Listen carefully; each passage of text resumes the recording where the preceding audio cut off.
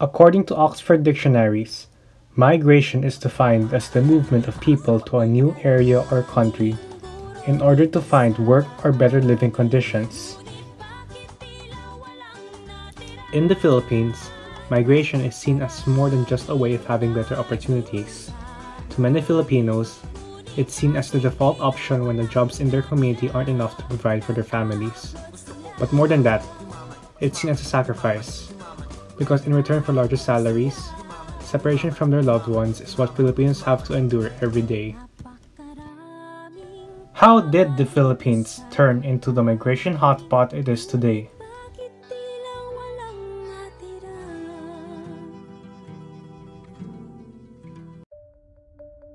Migration is one of the most prevailing concepts in job opportunities. Overseas Filipino Workers, or OFWs, are Filipinos who are employed in foreign countries, and they make up 12.4% of our workforce. Migration in the Philippines historically roots from the Spanish colonialization, wherein Filipino men were recruited to work on the galleon ships that travel from Manila to Acapulco as deckhands, cooks, and cabin boys. Sea-based workers become our first Filipino migrants.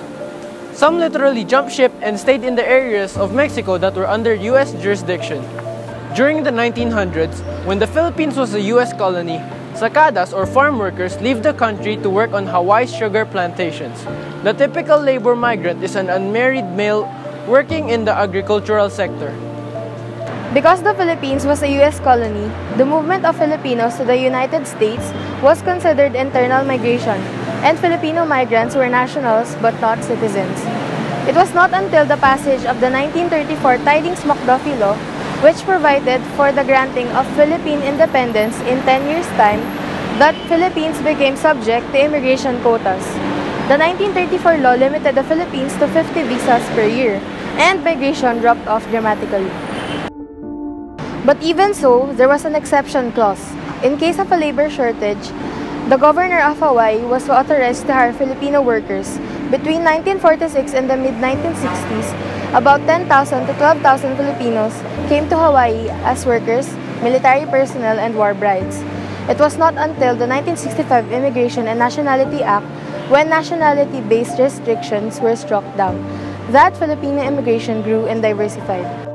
From 1990 to 2001, more than 7.3 million Filipinos, or 8% of the country's population, currently reside abroad.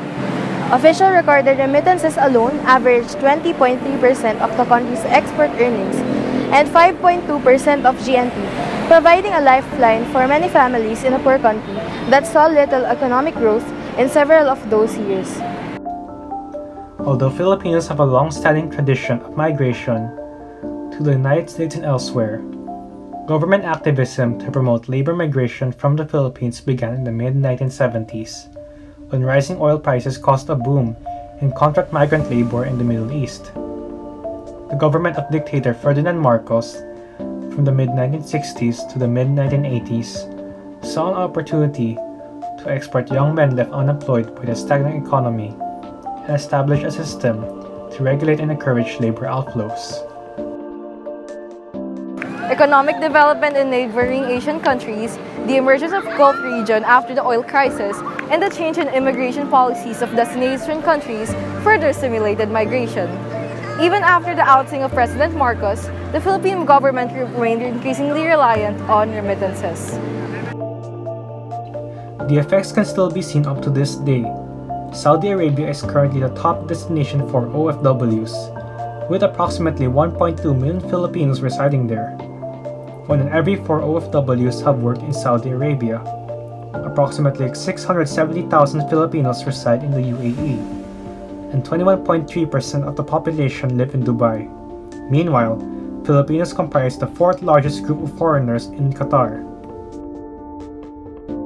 Today, there are approximately 2.2 million Filipinos working abroad in more than 200 countries. OFWs are the main providers of remittances for the country. Remittance inflows from overseas Filipino workers have become the 2nd largest source of foreign exchange for the Philippines. These remittances have provided a stable foundation for our economy.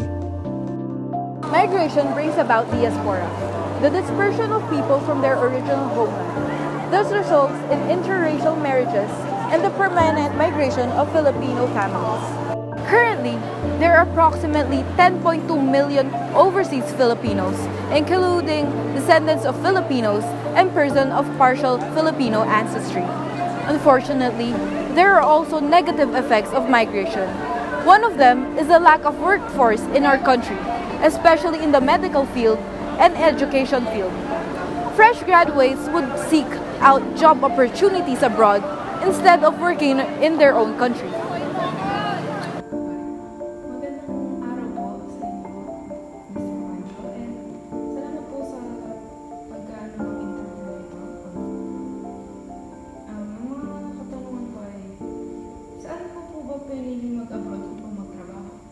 Sa ibang bansa sa Dubai, UAE.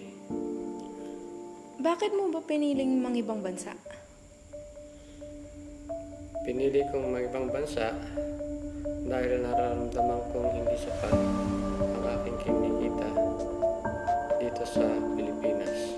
At ito rin ang isang paraan upang mapunan ko ang ibang pangangailangan ng aking pamilya.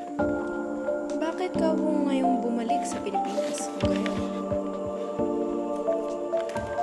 Bumalik ako sa Pilipinas upang makapiling ang aking pamilya at sa hiling na rin ng aking asawa. At gayon din ay upang masubaybayan at gabayan ang aking mga anak sa kanilang pagkakas. Ano po ba ang mga problemang naranasan nyo noong ikaw ay isang OFW? Ang problemang naranasan ko sa ibang bansa bilang isang OFW ay ang lungkot o ang homesick sa aking pamilya. Ano-ano naman po ang mga ginawa nyo para malagpasan ang problemang ito? Para malagpasan ko ang problemang ito, ay pinilit kong labanan ang homesick o ang lungkot sa pamamagitan ng pagiging abala sa trabaho at ang regular kong pagtawag sa aking pamilya sa Pilipinas. Maaari na naman po kayong bang magbahagi ng isang makabulang pangyayari na naranasan nyo roon? Bilang isang OFW, kaakigabat ko sa tuwin ng lungkot, subalit ito rin ang naging dahilan upang ako ay magpakatatag para matupad ang hangarin kong mabigyan ng maayos na pamumuhay ang aking pamilya. At ngayon, kung ikaw ay papipiliin, gusto niyo po bang maging OFW ulit? So ngayon, kung ako ay papipiliin, ay hanggat maaari ay ayaw ko nang umalis ng Pilipinas upang maging isang OFW magtrabaho sa ibang bansa. Dahil mahirap ang malayo sa pamilya na laging nag-aalala sa kanila. Ayun lang mo po ang mga tanong ko at salamat po dito dahil pinagbigyan niyo po kami. The detachment from their loved ones may cause family and relationship problems. Many OFWs struggle with monetary problems, ranging from higher cost of living abroad to unpaid debts. OFW are also vulnerable to domestic abuse, illegal recruitment, human trafficking, abusive working and living conditions, exploitations, contract violations, and many others. Former President Cory Aquino was the first to call OFWs as heroes, or the term Bagong Bayani, during her speech in 1988 to a group of domestic helpers in Hong Kong. Filipino migrants make a considerable contribution to the social and economic landscape in their host countries. From medical personnel to seafarers to software engineers, these workers help in every way to the people. In honor of these heroes, the Philippines celebrates the month of the overseas workers every December. Remittances are the country's largest source of foreign exchange income, protecting the domestic economy from external shocks by ensuring the steady supply of dollars into the system. In June 2017, remittances hit a high of $2.46 billion, and cash remittances are expected to hit a record $28 billion by the end of the year. Despite the economic benefits, many OFWs' families struggle with relationship problems. The children with OFW parents long for parental care. Some even consider this absence as abandonment and associate their parents with money, gifts, or phone calls. Despite the struggles that OFWs are currently facing, there's some good news. In his recent SONA, Duterte declared the increase of the assistance funds for OFWs from 400 million pesos to 1 billion pesos. The Department of Labor and Employment is currently constructing a new ID system that would replace the old Overseas Employment Certificate, which many OFWs complained about being useless. Though even with these improvements, security and protection for our countrymen abroad have still not changed. We can only pray for the lives of these people that we call heroes, that they may be able to withstand the struggles that they are facing.